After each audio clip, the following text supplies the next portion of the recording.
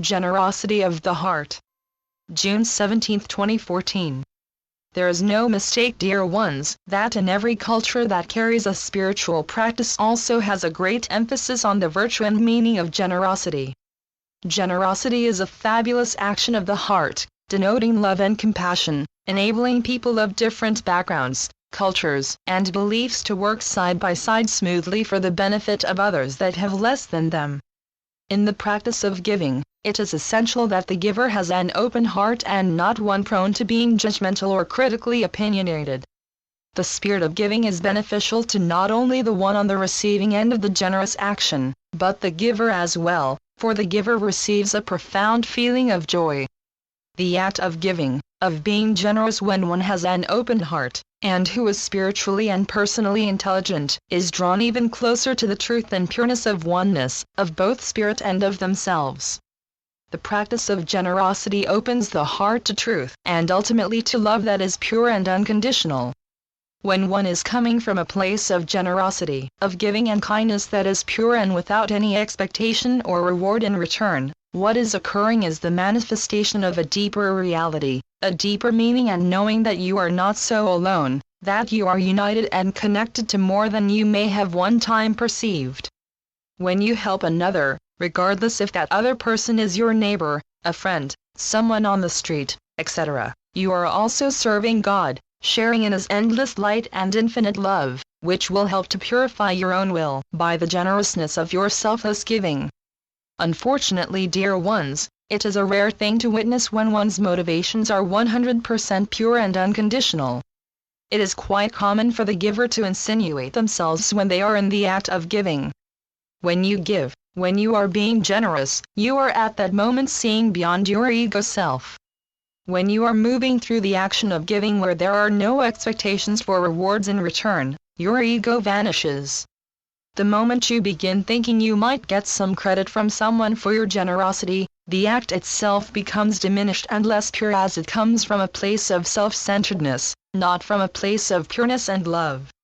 What generosity really means, dear ones, is being able to give to others above and beyond what is expected of you to give, and this definition of generous action surpasses any kind of egocentric motives that could be concealed in the process of the giving. Understand, dear ones, that it is the ego that encourages you to take and to hold back and not to give, and when you give, it is the ego that encourages you to expect a reward of some kind in return. Keep in mind, and we will repeat, that generosity that is pure and without any hidden agenda will move against the hindering attempts of the ego. The more you give unconditionally, that is found from a place of love and compassion, decreases the ego's hold on you, and helps you become more selfless in your actions, thoughts, feelings, intentions, words, and choices. There are some cultures still today that practice tithing. The innermost meaning of tithing, dear ones, is to give from your own being, from your own nature of what you can, from what you are able to, and to share with those who are in worse difficulty. To any person in need, you always have the choice to respond or to ignore. And it takes great courage to help a stranger, yet at the same time we have seen many dear souls ignoring their friends and family members' cry for help. Even if all you can offer is a prayer, you are still giving a part of yourself. What you can give isn't all about the dollar amount, it's the intention behind the giving that is of benefit to the one receiving. If all you can give is your prayers, then the stronger and deeper your prayer is, the more helpful it is to the one the prayer is for, and to yourself for giving it through your selfless actions. Remember, dear ones, generosity lives in the simple things of life as well as the monetary aspects. When you give your time and undivided attention to listen to someone sharing their story, their problems and issues, and you are empathetic towards them, you are demonstrating compassion, appreciation, and respectful stillness. Of course, giving monetarily is what is most recognized all around the world. Other forms of giving and of being generous are also available to you. When you focus more on your inner work, on transforming old ways into newer, light and loving ways of being and living, you are serving and giving of yourself through higher means of consciousness and to society. As a walker on the spiritual path, it is well understood that awareness is essential. not only awareness of the other person and of their needs, but also of yourself and how you can help. When your awareness is acute, you can easily look from within during the stages of giving, before, during, and after your acts of generosity, and this is to determine the clarity of your actions, and to ascertain the step or direction to take that will lead you to greater liberation. We ask of you to think honestly and with truth. What feelings, thoughts or whims go with you when you are considering any generous acts? In the answers you discover, it is important to gauge your generosity along the lines of simple, compassionate giving, where your actions are unconditional, where you have absolutely no expectation to receive any reward or recognition. Your generous actions is simply to do right by others just because that is what you can do. We spoke briefly regarding tithing. What makes tithing so powerful? Well, basically it's all about the ego and breaking down its thought of thinking it is in charge of your actions. When you are practicing tithing, regardless if it's through meditation, prayer, or in the action of giving generously, you are encouraging a stronger connection between you and God, and building up the foundation of faith in your own life and faith in God that is present in all things. It is only natural for people with small incomes to think if they earned more money, they could tithe or give more. We encourage all people of all backgrounds and financial status to give to those who have less, to share without hesitation yourself through thoughtful energy, possibly through prayer and with attentive listening, or when possible with monetary gifts to your local food bank or other local organizations, such as community centers that have programs specifically for children in impoverished areas, for the elderly, for the financially unstable, etc. These places will accept any kind of generous acts as they are always looking for volunteers, help with certain costs, and so forth.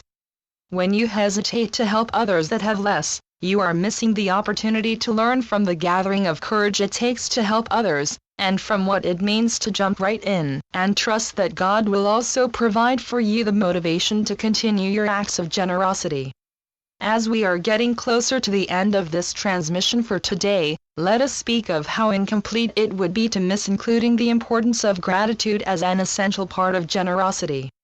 From the very beauty of giving to others that for some, who are receiving the generous gifts, could easily be life-giving, and is also a part of your own nature, to give, to nourish, to help out of love and from a place of real compassion and respect.